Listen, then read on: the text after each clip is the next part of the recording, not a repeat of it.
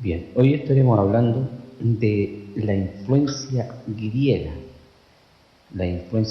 que siempre desde el principio de la creación de la Iglesia de Jesús, que ha estado oponiéndose a la predicación del Evangelio de parte de los eh, discípulos del Señor Jesús. Comenzaremos leyendo el texto de Hechos capítulo 6, verso 1.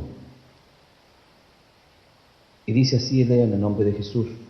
En aquellos días, como creciera el número de los discípulos, hubo murmuraciones de los griegos contra los hebreos, de que las viudas de aquellos eran desatendidas en la distribución diaria. Este verso nos muestra, junto con otros más que veremos, que efectivamente desde el principio la Iglesia del Señor Jesús la componía no solamente judíos, sino también griegos y cualquier persona de cualquier nacionalidad que recibiera a Jesucristo como su Señor. Entonces decimos que la Iglesia formaba por el Hijo de Dios, tuvo que lidiar con un montón de herejías e inventos de los diversos demonios. Ahora, pero quiero centrarme en el daño inmenso que causa la influencia griega, pues en medio de la Iglesia coexistían judíos, griegos y gentiles, griegos convertidos a Jesús. Pero como suele ocurrir, en medio de la Iglesia del Señor siempre existe una inmensa cantidad, lamentablemente, de personas que no son convertidos de forma verdadera a Jesús. Sí, pues muchos asisten a la Iglesia, pero sus vidas no cambian en nada al momento de la conversión, pues solo se cambian de una religión adoptando otra nueva. O sienten una cierta inclinación a la Iglesia del Señor, pero el Espíritu Santo no vive dentro de ellos. Pero como han sentido el Espíritu Santo, creen estar convertidos. Pero no se olviden que el Señor lo dijo claramente, que su Santo Espíritu viviría dentro de nosotros. Esto quiere decir que hasta está dentro de nosotros y con nosotros todos los días, hasta el regreso de Jesús, o nuestra reunión con Él en los cielos, si nos toca pasar por el proceso de la muerte y ascender hasta el paraíso. Son varias las ocasiones en que un hombre borracho, por ejemplo, ingresa a una iglesia y le toca sentir el Espíritu Santo. ¿Sí? Esto ocurre generalmente en varias iglesias, es sabido. Pues este es uno de los trabajos del Espíritu Santo, el convencer al pecador de pecado, de justicia y de juicio. El hecho que sienta la presencia del Espíritu Santo no quiere decir que este hombre se convirtió a Jesús. Lo que pasa es que el Señor le está diciendo a este hombre borracho: aquí estoy en medio de mis hijos, yo me muevo. Es decir, Jesús está tratando con ese hombre en aquel momento, pero él no se ha convertido, no ha tomado la decisión, por lo cual no pertenece al cuerpo, que es la iglesia. Queda claro entonces que en la iglesia hay personas que confundidas, creyendo ser seguidores de Jesús porque están practicando una religión, sin haberse regenerado, sin experimentar el nuevo nacimiento. Si nos vamos al tiempo en que el apóstol Pablo predicaba el Evangelio, tuvo que pelear arduamente con los judíos griegos y gentiles griegos, pues estos intentaron meter enseñanzas griegas al Evangelio, o intentaron discernir o explicar el Evangelio siguiendo doctrina griega, lo que no se debe hacer porque a Dios no le gustan las mezclas. No olvidemos que en lo que respecta a la siembra, el Señor siempre prohibió que los judíos mezclaran una semilla con otra. Y no olvide usted que siempre el Señor utiliza esta figura de la semilla para referirse al Evangelio. Así que el Evangelio no se puede mezclar con ningún otro tipo de enseñanza. Primero, antes de comenzar, quiero dar muestras bíblicas que existían griegos, tanto judíos y gentiles, en la iglesia de Jesús en el principio de esto. Para esto vamos a leer el libro de los Hechos, capítulo 6, verso 1. En aquellos días, como creciera el número de los discípulos, hubo murmuraciones en los griegos contra los hebreos de que las viudas de aquellos eran desatendidas en la distribución diaria. Hechos, capítulo 14, verso 1. Aconteció en Iconio que entraron juntos en la sinagoga de los judíos y hablaron de tal manera que creyó una gran multitud de judíos y asimismo de griegos. Hechos 17, 4. Y algunos de ellos creyeron y se juntaron con Pablo y con Silas, y de los griegos piadosos gran número, y mujeres nobles no pocas. Hechos 18, 4. Y discutían la sinagoga todos los días de reposo y persuadía a judíos y a griegos. Como vemos, eran muchos y eso es bueno. Solo intento demostrar que de esa inmensa cantidad no todos eran convertidos, igual que hoy, lo mismo que pasa en estos tiempos. En ese tiempo, Pablo le predicó el Evangelio de Jesús por mucho tiempo a esta gente. Por ejemplo, en el libro de los Hechos, capítulo 19, verso 10, dice: así continuó por espacio de 2 años, de manera que todos los que habitaban en Asia, judíos y griegos, oyeron la palabra del Señor Jesús. Primera de Corintios 1:22 dice: porque los judíos piden señales y los griegos buscan sabiduría. Pero como vemos en el texto siguiente, libro de Hechos, capítulo 8, versos 18 al 24, dice así la palabra del Señor: cuando vio Simón que en la imposición de las manos de los apóstoles se daba el Espíritu Santo, les ofreció dinero, diciendo: dadme también a mí ese poder, para que cualquiera a quien yo impusiere las manos reciba el Espíritu Santo. Entonces Pedro le dijo: tu dinero perezca contigo, porque has pensado que el don de Dios se obtiene con dinero. No tienes tú parte ni suerte en este punto, o en este asunto, aunque tu corazón no es recto delante de Dios. Arrepiéntete, pues, de esta tu maldad, y ruega a Dios si quizás te sea perdonado el pensamiento de tu corazón. Porque en hiel de amargura y en prisión de maldad veo que estás. Respondiendo entonces Simón dijo: rogad vosotros por mí al Señor, para que nada de esto que habéis dicho venga sobre mí. Como podemos apreciar en estos versos, este Simón pensaba como muchos piensan en el día de hoy, estos predicadores de la prosperidad, que con dinero se puede comprar el favor de Dios, sean sanidades o prosperidad. Pero el apóstol le reprende y le predica al mismo tiempo, y como leímos recién, Pedro fue directo y no hizo uso de la mal llamada ética. No suavizó las palabras, simplemente le dijo la verdad. Su corazón no era justo. Es decir, como podemos apreciar, le dijo en el pecado que él estaba esclavo, y luego le exhorta a arrepentirse y orar a Dios, que es la solución a todos los problemas que el ser humano tiene. Se dice que este Simón llegó a ser el primer gnóstico. Y vemos que el gnosticismo siempre va unido al dinero.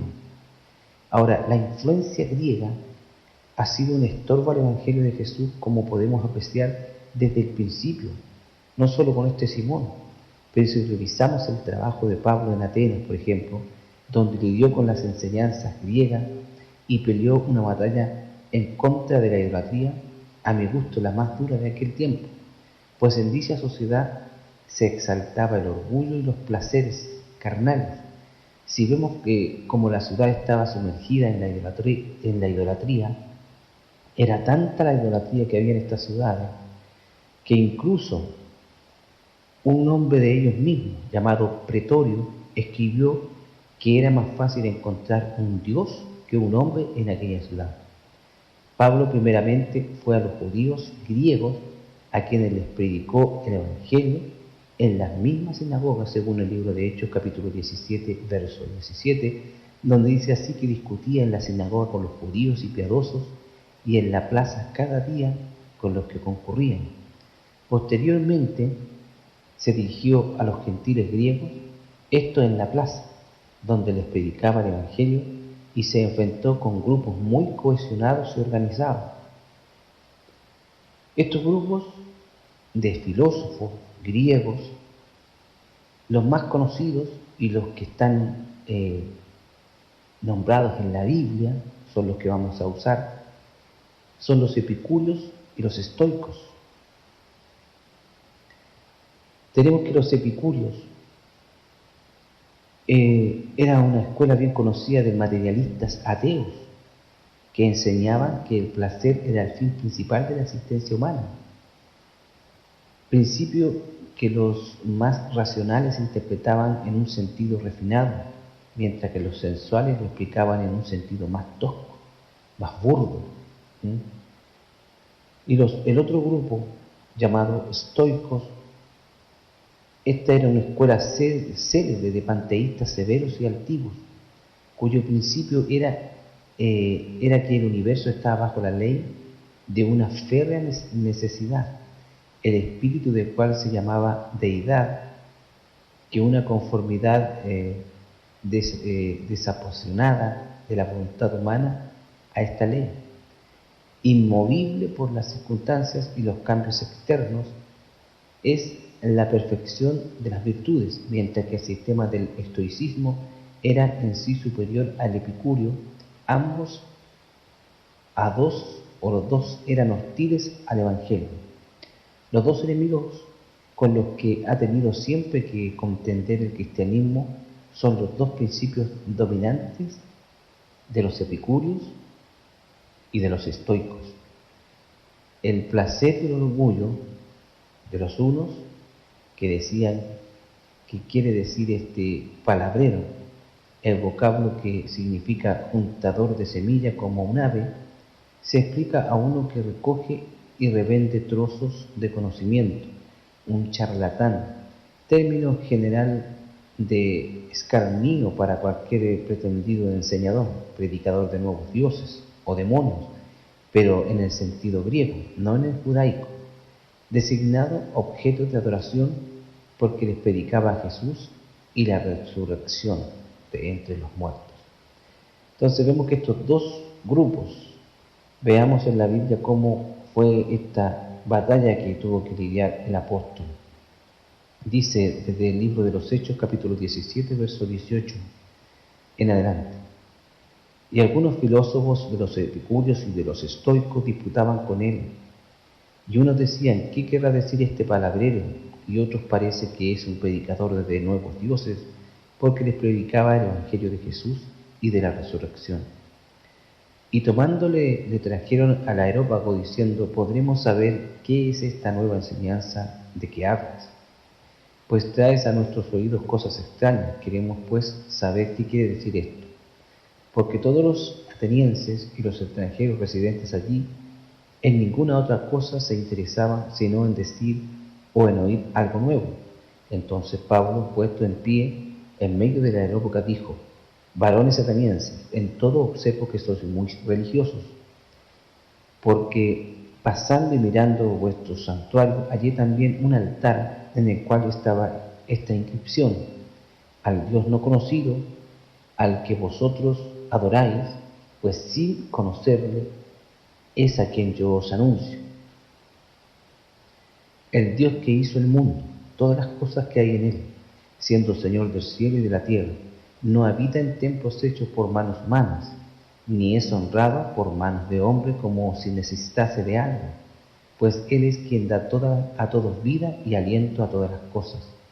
Y de una sangre ha hecho a todo linaje a los hombres, para que habiten sobre toda la faz de la tierra, y les ha prefijado el orden de los tiempos y los límites de su habitación, para que busquen a Dios, si en alguna manera palpando puedan hallarle, aunque ciertamente no está lejos de cada uno de nosotros, porque en Él vivimos y nos movemos y somos, como algunos de vuestros propios poetas también han dicho, porque linaje suyo somos.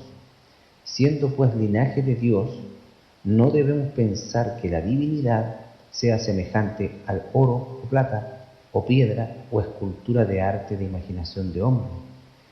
Pero Dios, habiendo pasado por alto los tiempos de esta ignorancia, ahora manda a todos los hombres en todo lugar a que se arrepientan, por cuanto ha establecido un día en el cual juzgará al mundo con justicia, por aquel varón a quien dignó, dando fe a todos con haberle levantado de los muertos.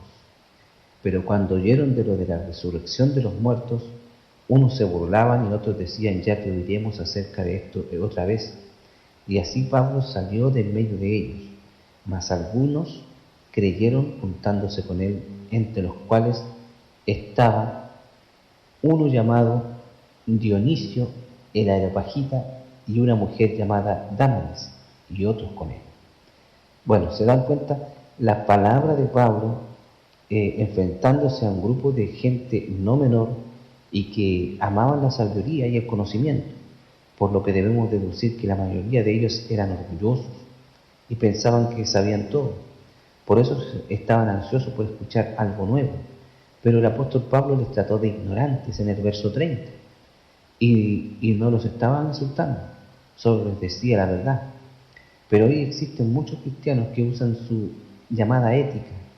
Esos no le dirían ignorantes, porque según ellos la gente se ofende y la predicación pierde su objetivo.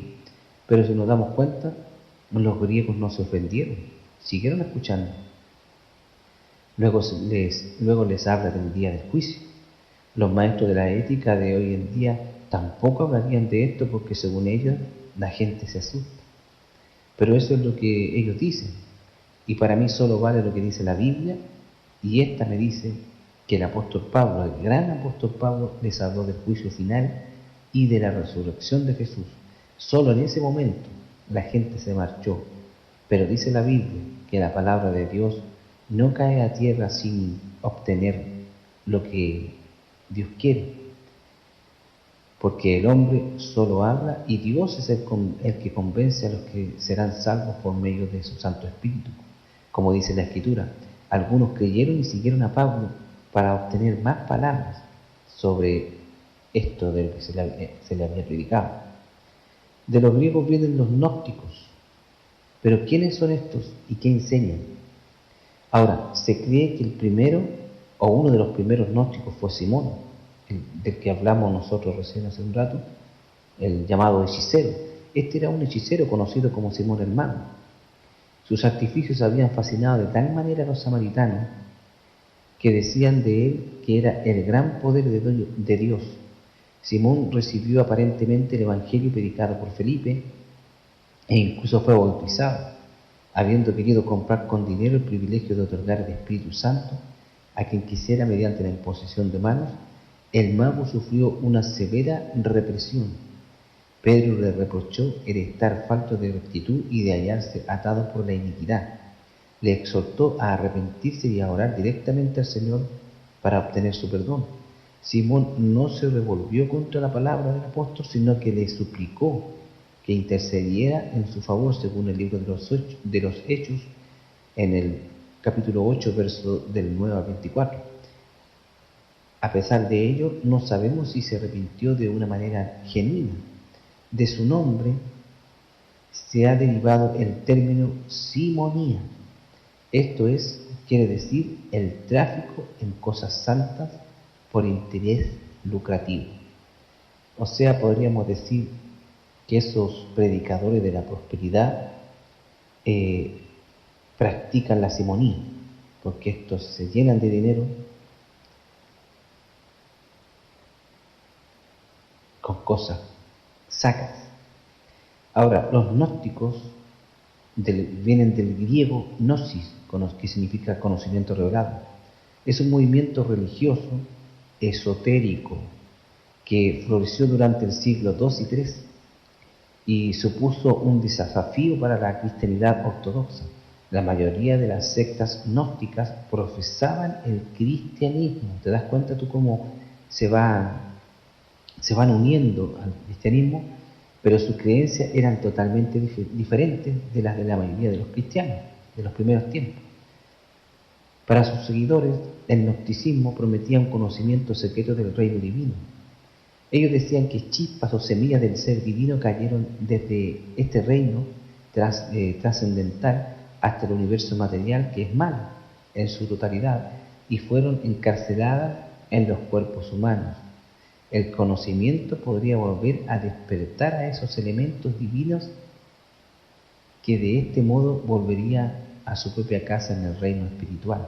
Eso es más o menos lo que estos gnósticos creían.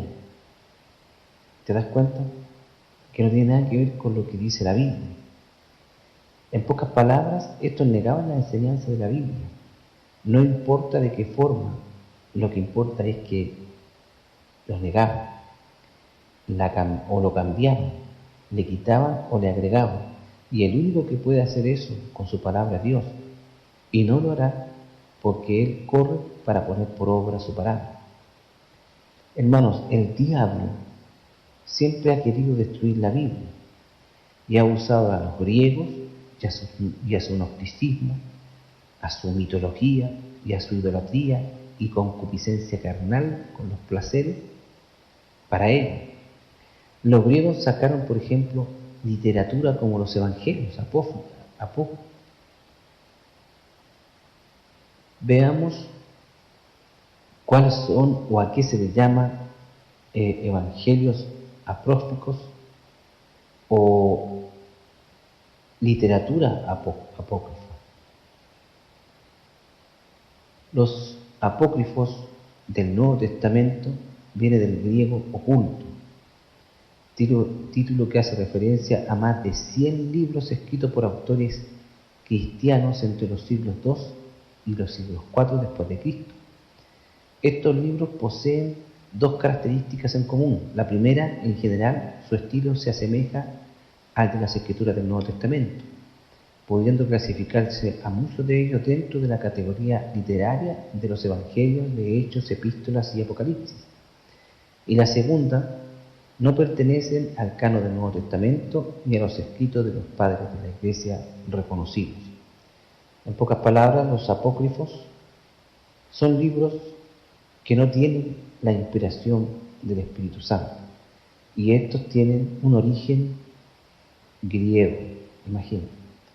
Más adelante, cuando los judíos armaron el canon de la Biblia con sus 66 libros, un grupo de judíos griegos que ni hablaban su lengua madre y habían incluso perdido su identidad de judíos, pues eran más griegos, se juntaron y formaron su propio canon de la Biblia, a los que le agregaron 7 libros históricos llamados apócrifos, que no tienen la inspiración del Espíritu Santo.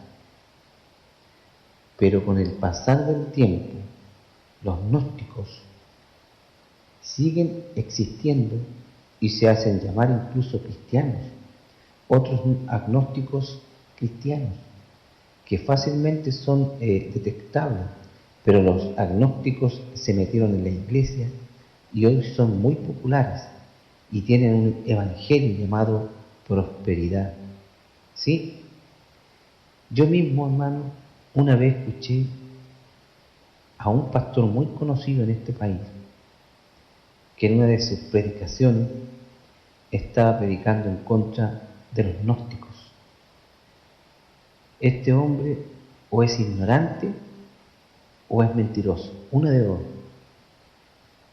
Porque la prosperidad que él predica, porque él predica la prosperidad, este hombre fue el que le abrió la puerta a todos los charlatanes de la prosperidad para que entraran a este país. Y si él no sabe que los gnósticos son los que crearon la prosperidad, entonces es ignorante. Y si él lo sabe y la predica, es un mentiroso. Sea lo uno o sea lo otro, le va a tener que dar cuenta a Dios y oye, no va a terminar en parábola.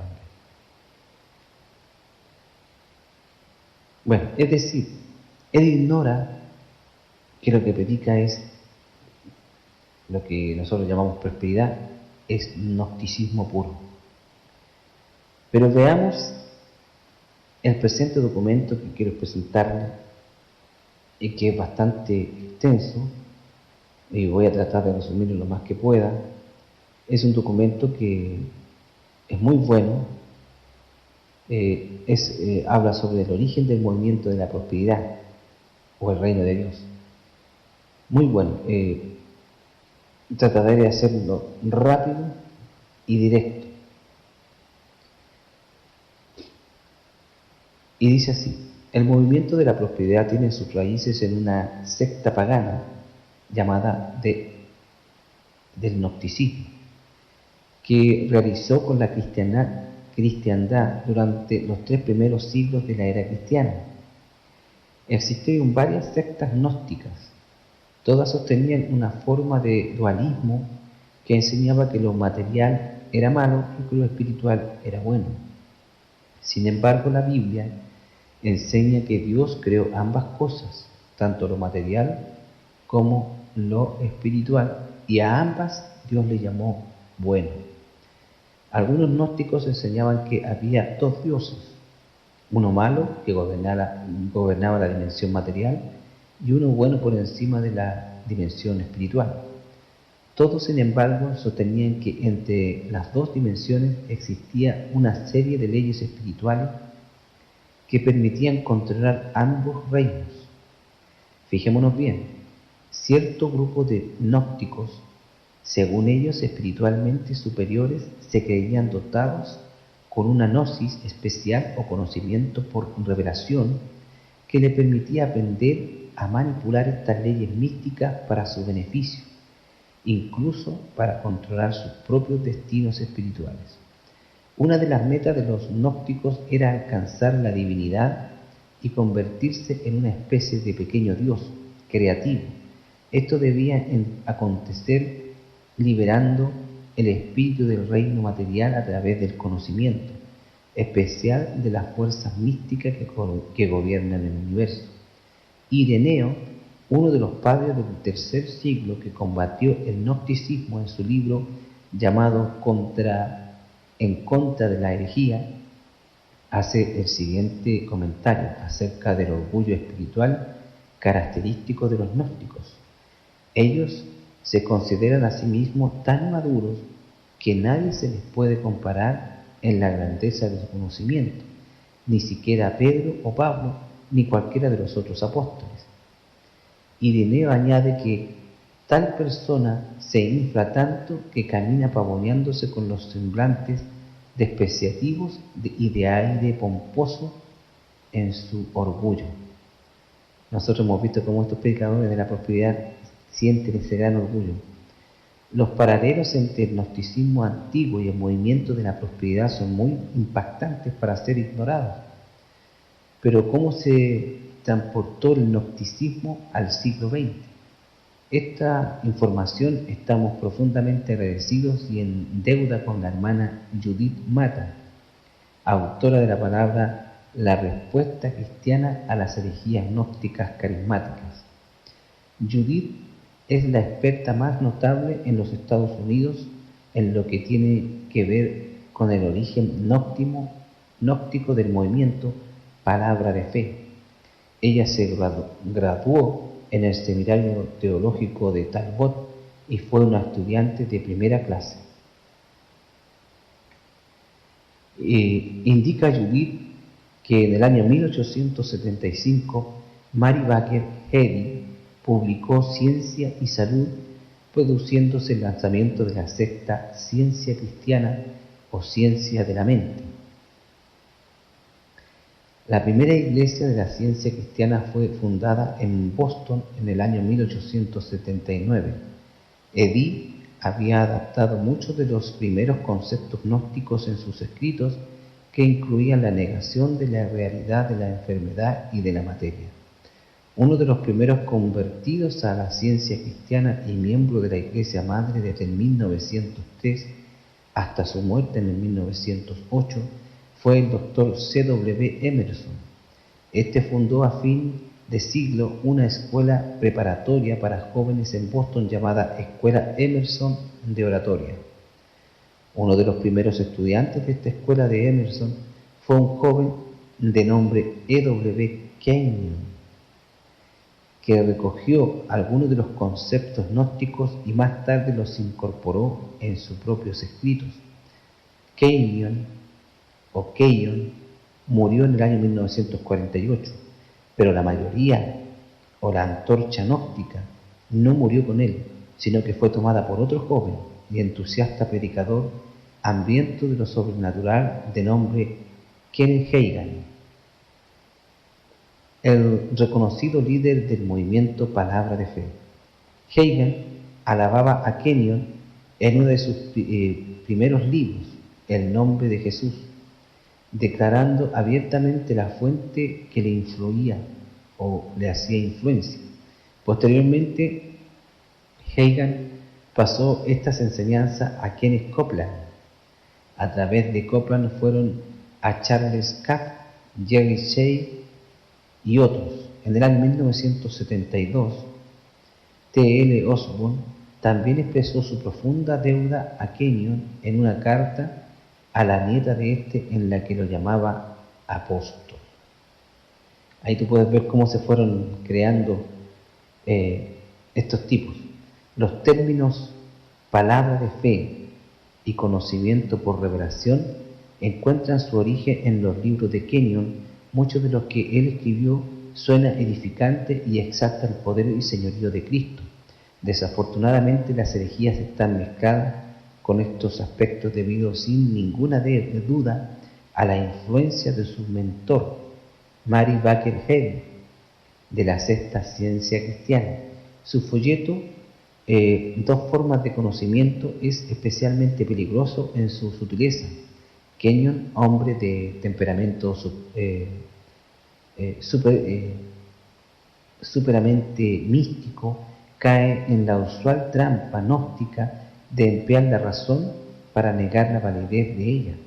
Kenyon califica de conocimiento sensorial a la información derivada de nuestros 5 sentidos, y la correlación de esa información se hace por lógica. Pero el conocimiento por revelación viene directamente a nuestro espíritu, saltándose tanto la razón como los sentidos. Kenyon creía que como Dios es espiritual, es imposible conocerlo a Él y las verdades que espirituales Él entrega, sin esa revelación especial. Por medio de esto se introduce un error peligroso y sutil. Si una persona lo asimila, entonces la Biblia en sí misma pasa a ser juzgada por la norma del conocimiento por revelación, que esa persona experimenta en forma subjetiva, sutil e inconscientemente. El lector de Kenyon se convierte en su propia norma de verdad. ¿Te das cuenta? Kenyon olvidó que el ojo que lee la Biblia y el oído que la escucha y el cerebro que la correlaciona o la procesa son todos órganos físicos, a lo que ellos llaman que es malo. La Biblia es un libro humano y divino al mismo tiempo. Pasa por alto los sentidos y la razón inevitablemente lleva a pasar por alto la Biblia misma. También los cristianos inexpertos y ansiosos de experiencias sobrenaturales pueden fácilmente caer en el misticismo de Kenyon. Aunque Hagin fundamenta mayormente sus conceptos en Kenyon, él mismo ha aportado alguna revelación interesante obtenida a lo largo de su propio caminar, las cuales vamos a revisar, por supuesto. En la introducción a una de las ediciones anteriores al libro Arte de la Intersección, Hagin describe su octava visita de Cristo, un ser espiritual que se identificó como Jesucristo. Entró al dormitorio de Hagin, se sentó y habló con él por 1:30 horas. Durante esa visita, el supuesto Jesucristo le dio una revelación sobrecogedora. Todos los teólogos de antaño, todos los que habían existido hasta ese momento, que enseñaron que Dios estaba en control absoluto de todas las cosas, estaban equivocados. En el primer capítulo, Hagin expresa la revelación que constituye la premisa del resto del libro. Dios no está gobernando el mundo y Dios no puede hacer nada al menos que alguien aquí abajo se lo pida. Este ser supuestamente olvidó leer la Biblia. Antes de negar categóricamente la soberanía de Dios, observe lo que dice el Salmo 135 en su verso 6. Dice: todo lo que Jehová quiere lo hace en los cielos y en la tierra. Y el libro de Daniel, capítulo 4, verso 17, dice: a que conozcan los vivientes que el Altísimo gobierna el reino de los hombres. ¿Te das cuenta la diferencia? En la séptima visita, este llamado ser espiritual le dijo a Hagan que no orara más por sus necesidades, sino que ordenara a los ángeles que las satisfacieran. De nuevo, ese ser espiritual se olvidó de algunas claves espirituales. En el libro de Mateo, capítulo 6, verso 9 al 11, dice: Padre nuestro que estás en los cielos, el pan nuestro de cada día, dánoslo hoy. En el contexto, el Señor Jesús mismo de la Biblia nos ordena orar al Padre por nuestras necesidades. Estoy insinuando que el ser que visita a Hagan y que le da la revelación de la palabra de fe no es realmente Jesucristo, sino un demonio engañador digo. No estoy insinuando eso, lo estoy declarando como un hecho básicamente comprobable. Solo comparo lo anunciado por aquel ser y lo que dice la Biblia. Y por supuesto, la Biblia es palabra de Dios.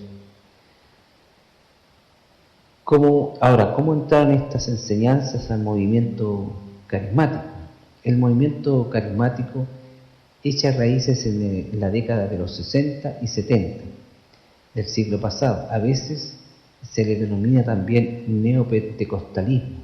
Este se caracteriza por su rechazo a la marchita ortodoxia, según ellos, de algunas denominaciones tradicionales y su búsqueda de un nuevo énfasis en el Espíritu Santo y los dones espirituales. En sus inicios el movimiento carismático fue inocuo. No hay nada de malo en la búsqueda de la nueva llenura del Espíritu Santo o de los dones espirituales. En efecto, es un mandato de la Escritura que así lo hagamos. Sin embargo, hubo una falla fundamental en el movimiento y fue la falta de bases teológicas sólidas. Los carismáticos rechazaron una ortodoxia ya marchita, según ellos. Sin embargo, muchos no aprecian tampoco su alternativa, la ortodoxia viva. Más bien, desarrollaron un misticismo sin sentido. Eso por la enseñanza de Hagan, encontrando terreno fértil en el nuevo movimiento. Muchos carismáticos eran evangélicos de estratos sociales medios. Aunque se interesaban en experiencias emocionales, no les entusiasmaba mucho unirse a los pentecostales tradicionales. Esto originalmente proveían de clases más pobres y menos educadas. Los carismáticos estaban listos para recibir enseñanzas frescas dentro de su propio contexto socioeconómico. Era el escenario propicio para el secuestro de Hagan. Aunque Hagan era el líder reconocido, no era tan elocuente como algunos de sus seguidores. Su acento campesino y mala gramática y obvia carencia de educación formal era poco apreciada en las clases medias. El movimiento ganó más ímpetu con un líder más joven y bien articulado, llamado Kenneth Copeland. Su obra titulada Leyes de la Prosperidad lo lanzó al estrellato del movimiento de la fe, ofreciendo una nueva versión del mundo que tapaba las brechas que tenía el líder anterior. El mercado se vio inundado de las obras de estos maestros del nuevo carismatismo. Las devoraban como peces hambrientos a la carnada. Lamentablemente lo que determinaba que libros aparecieran en el mercado cristiano era la ganancia económica, más que la verdad. Aquellos que disentían encontraron con grandes obstáculos para publicar sus obras que obviamente hablaban de la verdad. El anuncio hecho por Paul Krauss del canal televisivo TVN, es un canal falso cristiano, porque de cristiano no tiene nada, TVN, de la prosperidad, en cuanto a que adoptar el enfoque del movimiento de la fe en su programación contribuyó a su difusión, también como Jim Baker del programa PTL. A Paul Krauss endosó los conceptos del movimiento y ambos los expusieron a nivel mundial. El resultado, el gnosticismo, disfrazado bajo el estandarte de la fe, comenzó a enraizarse profundamente en la conciencia de los carismáticos estadounidenses y después toda Latinoamérica. Un paralelo que podemos hacer es muy similar a los actuales Estados Unidos. Roma fue a su tiempo una sociedad próspera. En los 3 primeros siglos, mientras la cristiandad echaba raíces, Roma pasaba su época de declive. Cundía la corrupción social. Las instrucciones religiosas y gobernantes no podían detener el nivel de perversidad que determinaba la sociedad.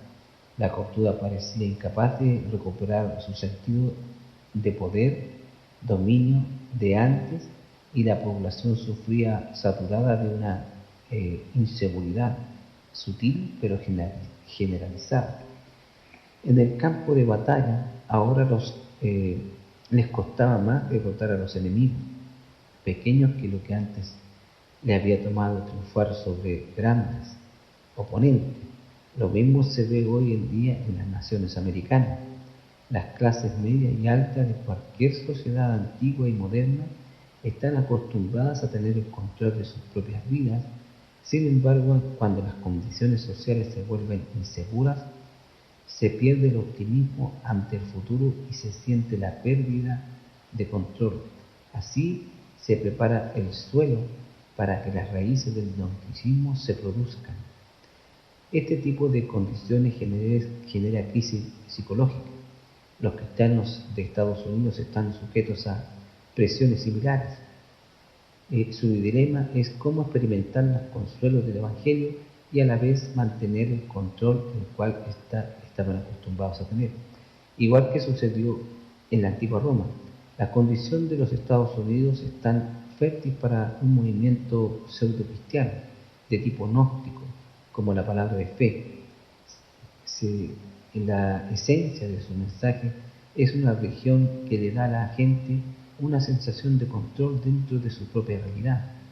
Además, como un conveniente subproducto, los maestros logran una importante cosecha financiera.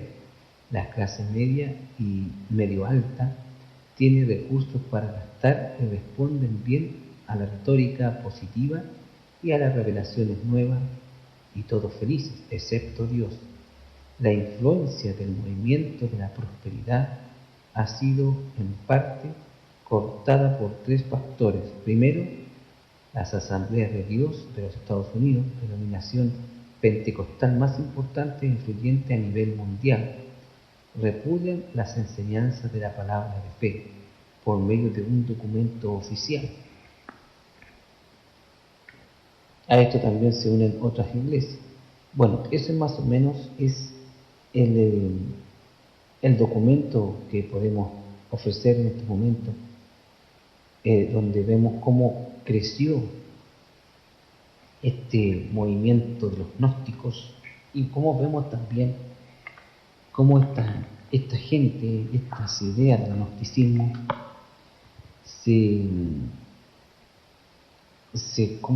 se adhirieron a la Iglesia de Jesucristo desde el principio. hemos podido ver cómo los gnósticos, desde los primeros siglos, desde el siglo XII hasta el siglo IV incluso, intentaron introducirse en la Iglesia de Jesucristo. Y esto fue sin tener un éxito rotundo, porque todos sabemos que el canon de la Escritura se tuvo que realizar porque ya había gente del gnosticismo que estaba mezclando la enseñanza de los apóstoles con los libros apócrifos que habían escrito los filósofos griegos.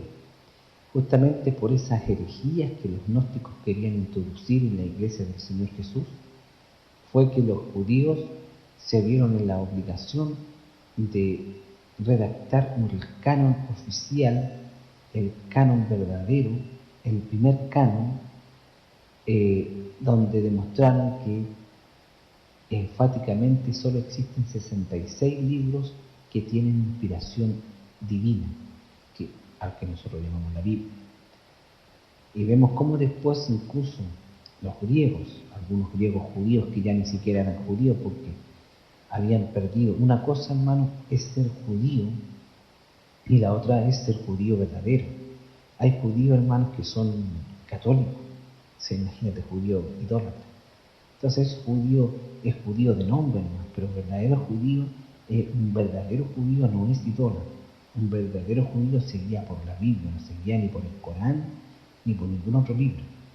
Entonces estos judíos griegos vinieron y hicieron su propio canon, al que le agregaron los 7 libros apócrifos al Antiguo Testamento. Esos libros que no tienen la inspiración del Espíritu Santo. Y estos eran griegos, que tenían toda esta influencia de los griegos, de los gnósticos. Entonces vemos que desde el principio que los gnósticos estaban luchando, peleando en contra del Evangelio de Dios. Esta lucha no era una lucha abierta en contra de los cristianos, sino que era una lucha en que ellos se querían adosar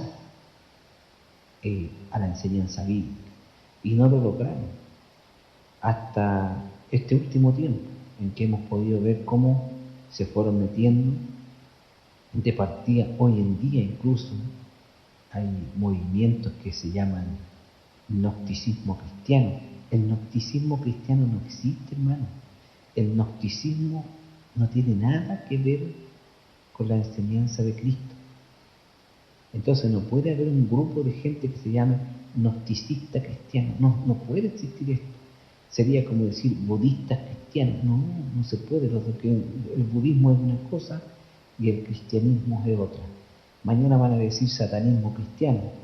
El satanismo es una cosa y el cristianismo es otra muy distinta. El Hijo de Dios, el cristiano, el discípulo de Jesucristo, no puede recibir enseñanza mezclada.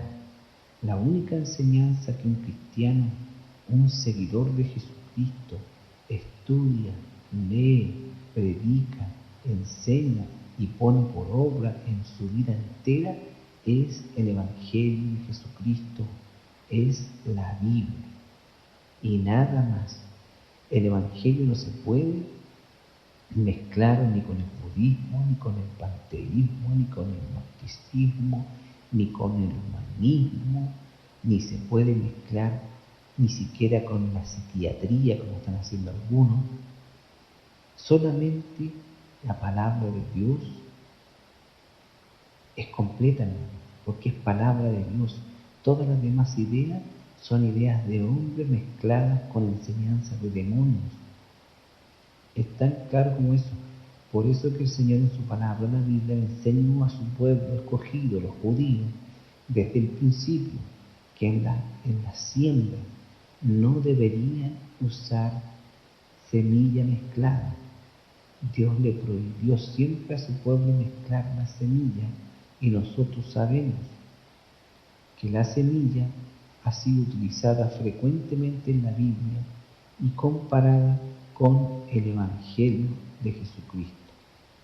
Quiere decir entonces Dios que a Dios no le gusta que el hombre mezcle su evangelio con las enseñanzas de hombre, ni menos con las enseñanzas de demonios. Entonces, vemos cómo en Estados Unidos entró todo este movimiento gnóstico y pudo, por fin para ellos, pudo unirse, pudo mezclarse con el cristianismo.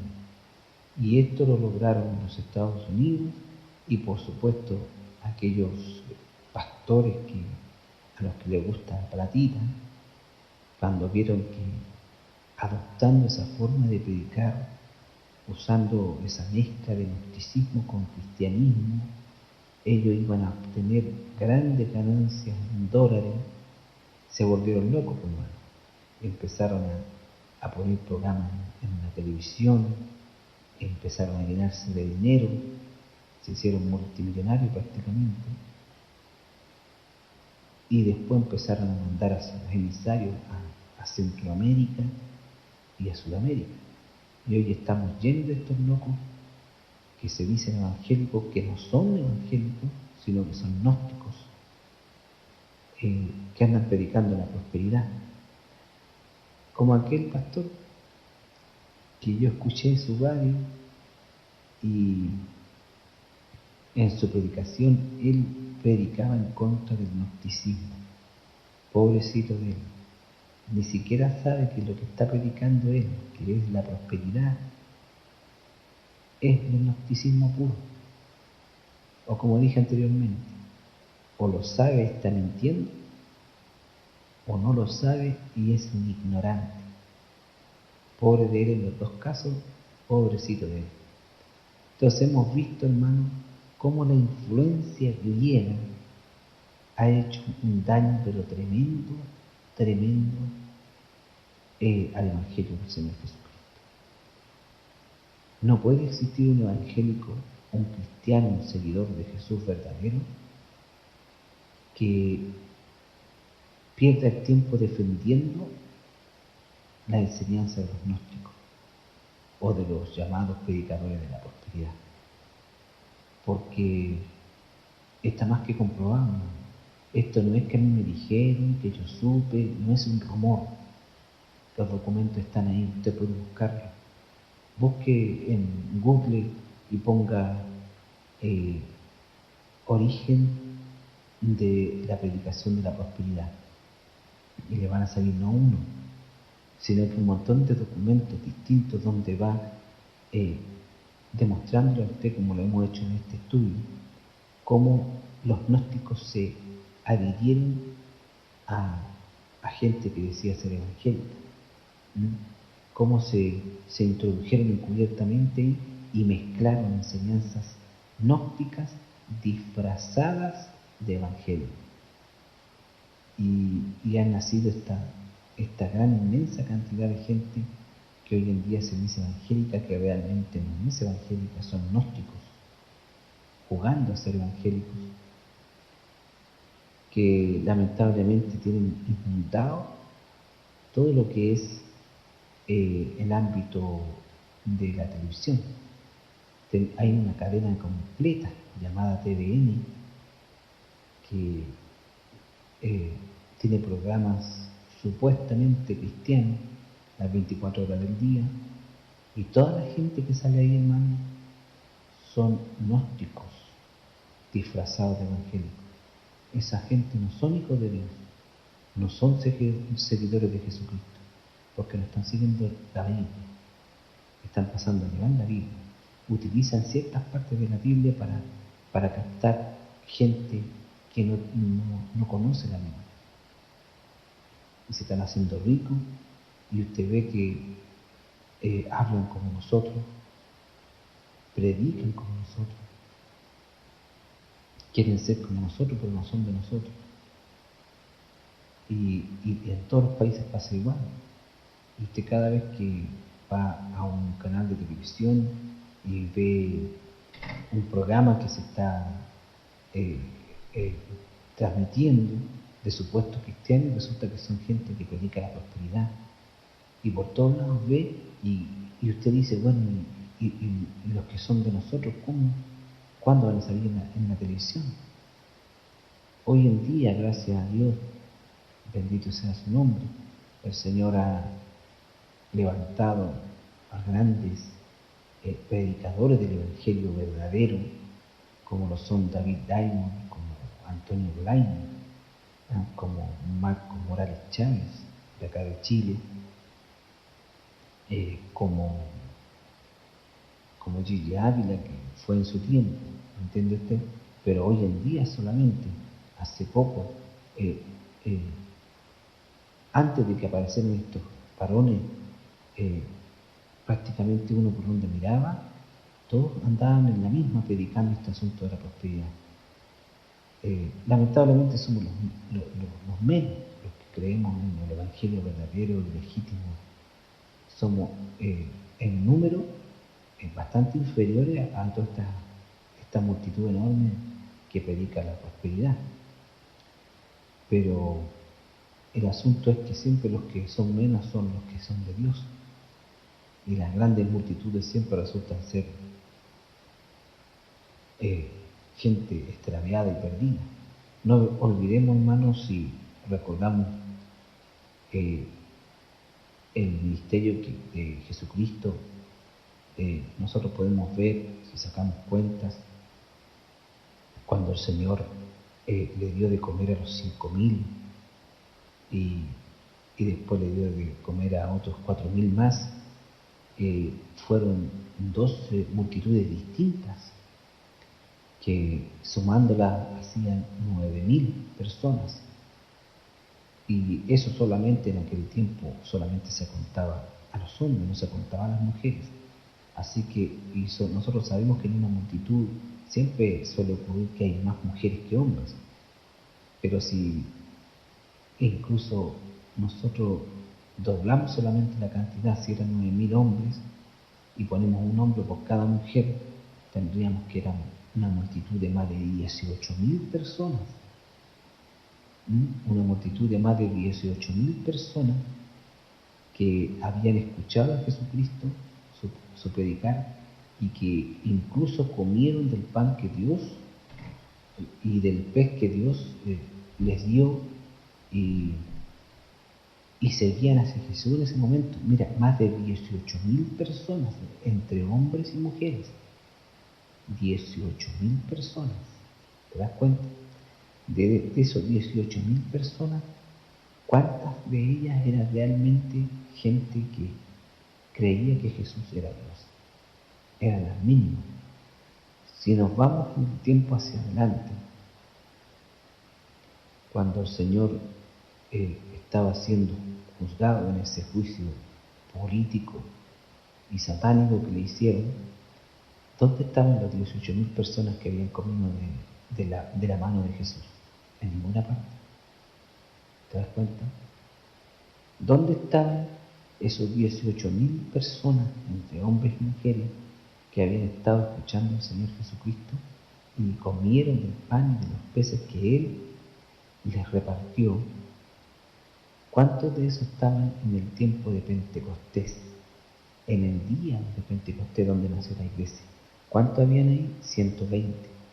Imagínate, de 18.000 personas se baja a una cantidad de 120 discípulos. ¿Te das cuenta la diferencia entre una cosa y otra? Y todo esto en un lapso de tiempo bastante corto. Bastante corto, solamente meses.